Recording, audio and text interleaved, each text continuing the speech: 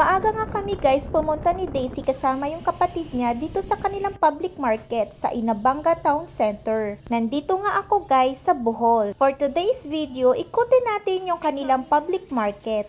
Naggrocery nga kami guys ni Daisy para bumili ng mga pagkain na dadalhin namin sa swimming at para mamili na rin ng mga pasalubong niya sa Taiwan. Kung makikita mo guys, puro chichirya ang laman ng kanyang cart. Tinatawanan ko nga siya kasi sabi ko, mag-o-open ka ba ng grocery sa Taiwan? After nga namin mag-grocery guys, gumala ulit kami kasama yung kanyang mama. Siyempre, itong gusto ko ang maglamyerda. Kinabukasan naman guys, kumuha kami ng buko. Ang daming puno ng mangga dito guys. Kaso wala pang bunga, sayang. Gagawa nga kami guys ng buko salad kaya kumuha kami ng buko ngayon. Umabot pa ako ng Bohol para makakain at makainom ng buko. Bihira na kasi yung buko sa amin sa Iloilo. Last day ko na nga pala guys dito sa kanilang lugar. Perfect timing din yung pagpunta ko kasi meron silang family outing. Syempre, tuwang-tuwa ako at nakasama ako. Sobrang ganda ng lugar na ito guys. Ang daming mangroves. Sabi ko nga, hala, ngayon lang ako nakakita nito. Wala kasing ganito masyado sa amin. Madagat din, pero wala masyadong mangroves akong nakikita. Ang ganda pa ng view kasi nasa gitna yung highway. Matatagpuan nga ito guys sa Calape, Bohol. Best tourist attraction talaga dito guys. Recommended ko talaga ang lugar na ito. Sobrang ganda. Pupunta nga pala kami guys sa Cielo Azul Vacation Village and Resort. May kalayuan siya mula doon sa bahay ng kasama ko at madadaanan mo itong napakagandang dagat at maraming mangroves. Pagdaan na namin dito guys, maraming mga taong nagsiswimming at yung ibang parte nito ay mga white beach.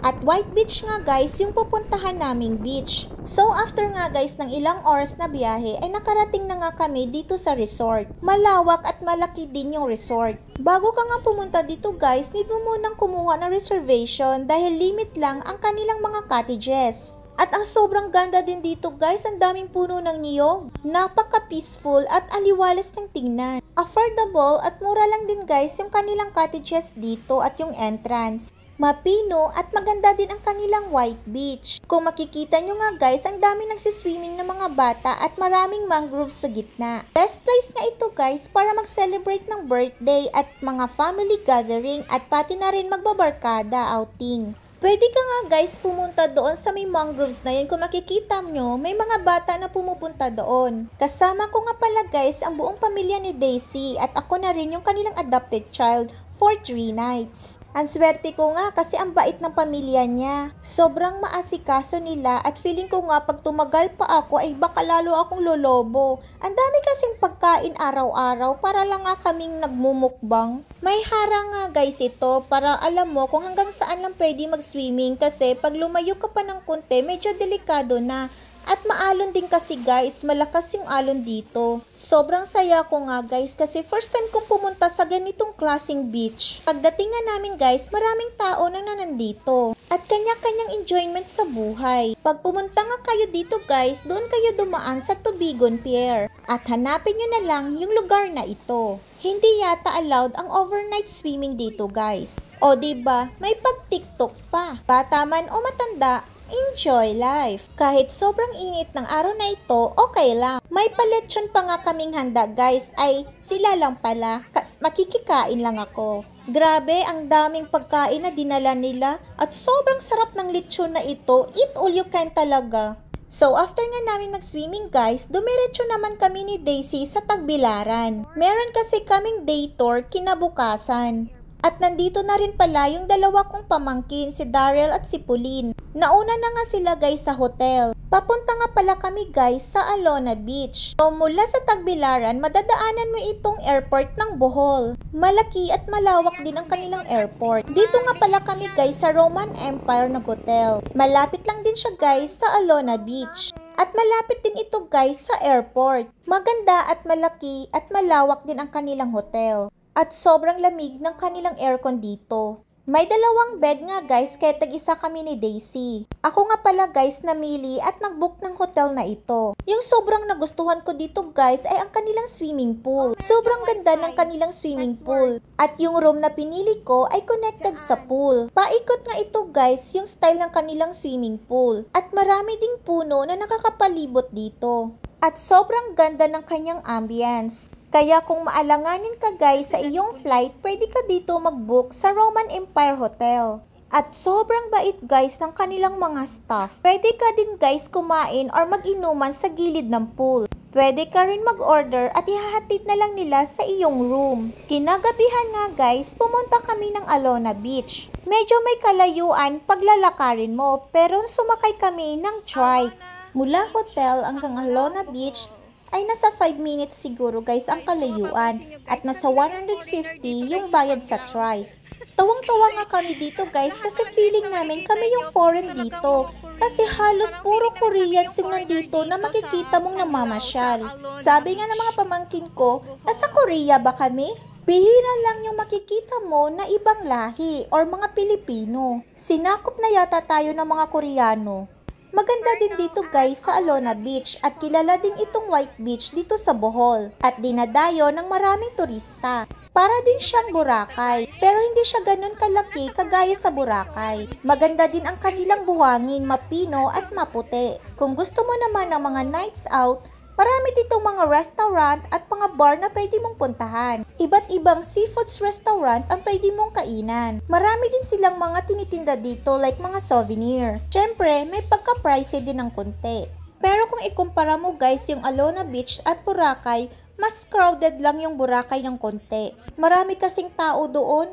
Pero maganda din dito sa Alona Beach, masarap mag-night stroll. Perfect din ito sa mga nagde-date. At marami din ditong mga hotels na malapit sa beach. From Tagbilaran Airport guys, papunta dito sa Alona Beach, siguro mga 10 minutes pag mag-taxi kayo. Marami din ditong iba't ibang magagandang beaches dito sa may Bohol. Sana nga ito guys yung Alona Beach. Medyo peaceful dito guys kumpara sa ibang mga white beach. Pagpunta nga namin dito guys, ginagawa pa yung kabilang kalsada at marami pang pinapatayo na mga buildings. Siguro after mga 10 years, sobrang ganda na dito.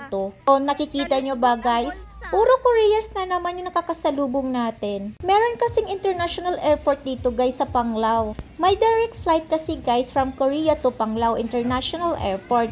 At very affordable din yung mga expenses dito. Plan nga namin guys na mag-dinner doon sa Alona Beach. Pero medyo maraming tao at parang wala kami masyadong nagustuhan kaya nagplan na lang kami na dito na lang sa hotel kumain. Peaceful nga dito guys sa hotel at wala masyadong tao. Medyo malamok nga lang guys dito sa labas. Masasarap din naman guys ang kanilang mga pagkain at pwede ka mag-order at ipa-deliver na lang sa iyong room. Diba ang ganda ng hotel na ito guys? Very classy din ang dating. Medyo may kalumaan nga guys pero okay lang at maganda pa rin ang ambience. Separate pala kami guys ng room ng pamangkin ko. So after namin mag-order ay bumalik kami ng room. Ito pala guys yung parang kabuuan ng hotel. Ito yung pinakagitna, meron siyang bridgeway. At ang ganda magpa-picture dito guys, ang ganda ng background. Meron silang 2-story ng room. Pero kung gusto mo ng pool access, ay doon ka banda sa baba. At mas recommended ko siya guys. So naglalakad nga kami nito guys papunta sa aming room. At ang ganda din ng kanilang mga design dito. Kahit nasa baba ang iyong room, pwede kang umakyat sa taas sa kanilang rooftop para tanaw mo ang buong view ng hotel. Ang ganda din dito guys kasi madami silang mga halaman. Yun nga lang, maririnig mo ng konti ang ingay sa labas. Hindi talaga siya ganun ka soundproof. Pero in all, okay naman yung stay namin dito. Feeling nga namin, rich kid kami nung oras na ito. Ang sarap lang sa feeling kung marami ka sanang perang pangwaldas dito. Kaso, medyo budgetarian kami Kasi baka sa susunod na araw, wala na kaming makain. Sabi ko nga sa pamangkin ko, sa susunod, mag-asin at tubig na lang tayo. At inubos na natin sa panggala ang ating allowance. Okay lang naman daw, basta sa ngalan ng lamierda. Ito nga pala guys yung kanilang room. May konting kaibahan sa aming setup. Sabi ko, dito na lang tayo kumain sa inyong room para ang kalat kayo na bahala. Pag sa room namin, kami pa magliligpit ng kalat.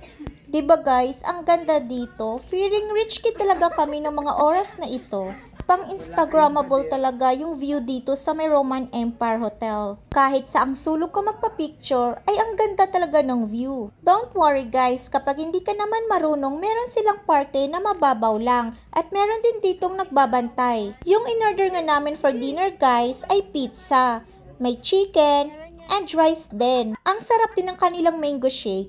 After nga namin kumain guys, nagpahinga lang kami ng konti at naglublob na rin kami sa tubig. Kaming tatlo nga lang guys ang nag-swimming at hindi na nag-swimming si Daisy. Alam nyo ba guys, muntik na akong malunod dito, kitang-kita mo naman. Lumubog na ako sa tubig, buti na lang nandyan yung dalawa kong pamangkin, hinila nila agad ako. Marunong naman akong lumangoy guys, kaso parang na-shock lang ako kasi akala ko mababaw pa rin. At bigla akong nahulog dun sa pinakamalalim. Alam mo naman, nervyosa ako kaya nag-hysterical ako ng konti. Tawang-tawa nga yung dalawa kong pamangkin sa akin dito. Hanggang 12 feet pala guys yung pinakamalalim na tubig dito sa pool. Need rin namin magpahinga ng maaga guys kasi kinabukasan meron din kaming day trip. Kaya subaybayan nyo ang aming Bohol adventure. Maraming salamat. Thank you for watching.